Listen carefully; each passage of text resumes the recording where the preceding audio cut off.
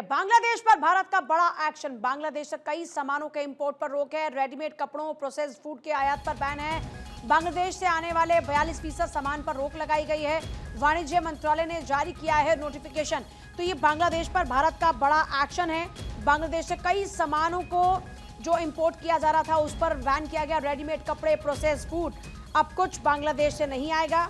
इस बात की जानकारी भारत 24 ने सबसे पहले आपको दी थी। वाणिज्य मंत्रालय ने इसको लेकर नोटिफिकेशन भी जारी किया है। बांग्लादेश पर भारत ने लिया है बड़ा एक्शन। बांग्लादेश को लेकर यह भारत की एक बड़ी स्ट्रैटेजी है। रेडीमेड कपड़ों, प्रोसेस्ड फूड के आयात पर बैन लगाया गया है। बांग्लादेश से आने वाले 42% सामान पर रोक लगाई गई है। तो पाकिस्तान के बाद बांग्लादेश पर भी भारत का यह बड़ा एक्शन है। कई सामानों पर लगा है पोर्ट बैन। भारत ने पहले ही 9 अप्रैल 2025 को बांग्लादेश को दी गई ट्रांजिट सुविधा वापस ली थी, जिसके तहत बांग्लादेश दिल्ली एयरपोर्ट समेत अन्य भारतीय पोर्ट से मिडिल ईस्ट और यूरोप के लिए एक्सपोर्ट जो करता था वहां झटका। भारत सरकार ने 17 मई को एक और अहम फैसला लेते हुए बांग्लादेश से आने वाले कुछ उत्पादों पर बंदरगाह प्रतिबंध भी लगाए। वाणिज्य मंत्रालय के अंतर्गत आने वाले directorate general of foreign trade यानी डीजीएफटी ने एक नोटिफिकेशन जारी किया था। इस नोटिफिकेशन के मुताबिक readymade garments, processed food, plastic उत्पाद, लकड़ी के फर्नीचर, डाई जैसे उत्पादों का आयात भारत के हर बॉर्डर या पोर्ट से अब नहीं हो पाएगा। रेडीमेड गारमेंट्स केवल नाहवा शेवा और कोलकाता सी पोर्ट के माध्यम से भारत में आएंगे। वहीं बेक्ड गुड्स, स्नैक्स, फल, सब्जियों से बने drinks, cotton yarn waste, PVC और डाई जैसे सामानों के लिए पूर्वोत्तर राज्यों के असम, मेघालय, त्रिपुरा, मिजोरम, पश्चिम बंगाल के चांगराबंधा और फुलबाड़ी बॉर्डर पॉइंट्स को पूरी तरीके से बंद कर दिया गया। हालांकि कुछ वस्तुएं प्रतिबंध से बाहर है, जैसे मछली, एलपीजी, खाद्य तेल, क्रस्ट स्टोन जैसे बांग्लादेशी उत्पाद अब भी वैध पोर्ट्स और लैंड बॉर्डर से भारत में आ सकते हैं। साथ ही बांग्लादेश से होकर नेपाल, भूटान जाने वाले ट्रांजिट सामान पर भी बंदिशें लागू नहीं होंगी। अब सवाल आता है कि अचानक से यह फैसला आखिर क्यों लिया गया। तो हाल ही में बांग्लादेश के अंतरिम सरकार के प्रमुख मोहम्मद यूनुस ने चीन में एक कार्यक्रम के दौरान कहा था कि भारत के 7 पूर्वोत्तर राज्य लैंड लॉक्ड हैं और उनकी समुद्र तक पहुंच केवल बांग्लादेश के जरिए ही संभव है। उन्होंने खुद को भारतीय महासागर का गार्जियन बताते हुए चीन को बांग्लादेश के माध्यम से ग्लोबल शिपमेंट भेजने का न्योता दिया था। यह बयान भारत को बेहद आपत्तिजनक लगा और इसका असर इस फैसले में स्पष्ट रूप से नजर आता है। आपको बता दें कि भारत ने पहले ही 9 अप्रैल 2025 को बांग्लादेश को दी गई ट्रांजिट सुविधा वापस ली थी, जिसके बाद बांग्लादेश दिल्ली एयरपोर्ट समेत सभी अन्य जो भारतीय पोर्ट थे उनसे मिडल ईस्ट और यूरोप के लिए एक्सपोर्ट करता था। अब यह सुविधा केवल नेपाल, भूटान तक ही सीमित कर दी गई है। और इस पर ज्यादा जानकारी के लिए हमारे साथ में इस वक्त जुड़ गए हैं अक्षय। एक बार फिर से अक्षय, विस्तार से आपसे जानकारी देंगे। हालांकि काफी सारे जो पॉइंट्स है वो मैंने शेयर किए, लेकिन चाहूंगी कि और डिटेल में आप बताएं।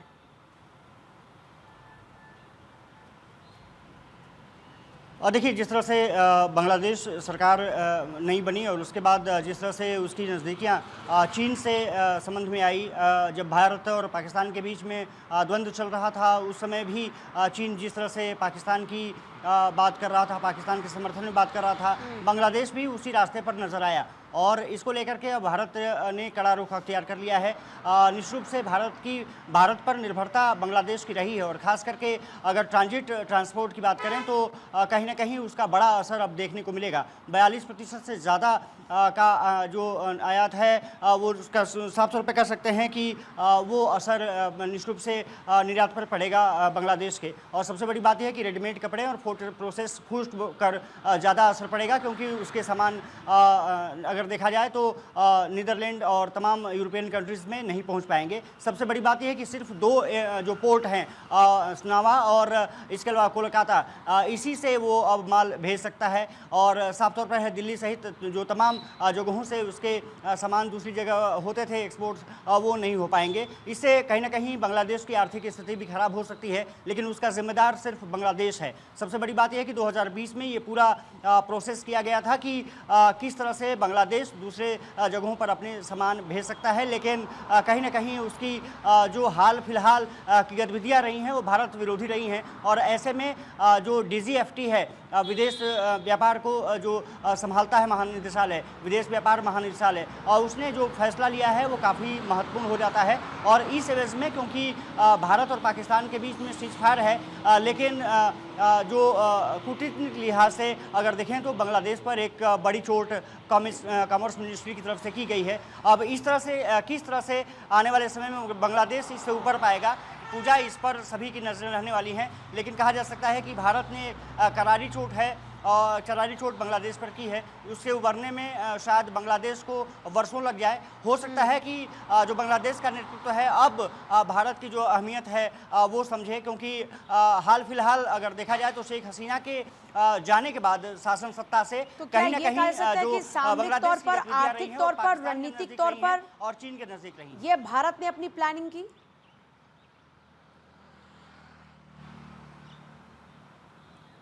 बिल्कुल सही बात है। सबसे बड़ी बात यह है कि कुछ देश ऐसे हैं जो पड़ोसी तो हैं, लेकिन भारत ने जिनकी मदद की वो अब धीरे धीरे रंग दिखाना शुरू कर चुके हैं, और खास करके कट्टरपंथी ताकतों के कारण वो इस तरह की हरकतें कर रहे हैं। बांग्लादेश भी चीन से नज़दीक लगातार आ रहा है। चीन कोशिश कर रहा है कि वहाँ पर बंदरगाह का निर्माण किया जा सके। पाकिस्तान से वैसे पहले से ही थोड़ी अटैचमेंट ज़्यादा हो गई है। साफ तौर पर है कि भारत को अपनी संप्रभुता भी देखनी है, अपनी रक्षा भी करनी हो, और साथ ही साथ पड़ोसियों से भी अपने आप को बचाना है। और इसलिए ज़रूरी होता है कि उनकी कूटनीतिक से लहजे से जवाब दिया जाए, आर्थिक चोट किया जाए, और साथ ही साथ उनको बताया जाए कि भारत की अहमियत क्या है। और इसीलिए कॉमर्स मिनिस्ट्री का ये जो कहीं ना कहीं प्रतिबंध है बहुत इंपॉर्टेंट है। बहुत शुक्रिया आपका फिलहाल पूरी जानकारी की। लेकिन बड़ी हैरत की बात है कि लोग अपने ऊपर हुए एहसानों को भूल जाते हैं और उसके बाद जो उन पर एहसान करते हैं ये उनके साथ दुश्मनी निभाने लगते हैं, और जो दुश्मन थे उनको अपना समझने लगते हैं, भूल जाते हैं कि इसका खामियाजा उनको किस तरह भुगतना पड़ेगा।